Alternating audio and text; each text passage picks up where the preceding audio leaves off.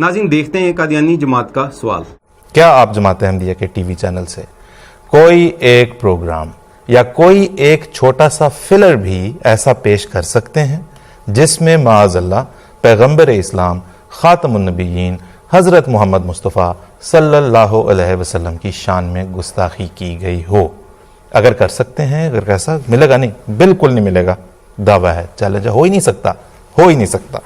ملے اگر کچھ آپ کو ایسا ضرور ہمیں بھیجیں.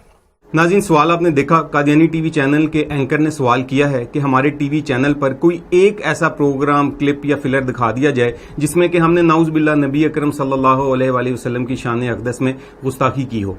ویسے تو اگر دیکھا جائے تو قادیانی جماعت کا تقریباً تمام مذہبی لٹریچر اور ٹی وی پروگرامز گستاخیوں سے بھرے پڑے ہیں، لیکن ثبوت کے طور پر قادیانی ٹی وی چینل سے ایک کلپ ملاحظہ فرمائیے.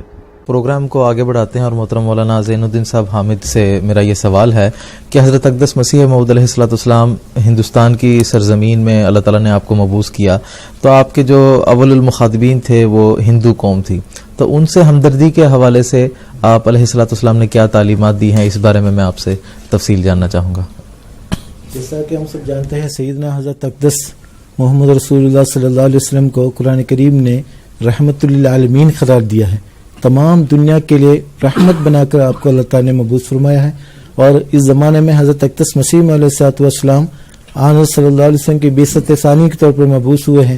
وہی تمام صفات اور آداب اور عادات اور سب کے سب حضرت اقدس رسول اللہ صلی اللہ علیہ وسلم میں پائے جاتے تھے، وہ سب کے سب حضرت اقدس مسیح علیہ الصلوۃ والسلام میں بھی پائے جاتے ہیں.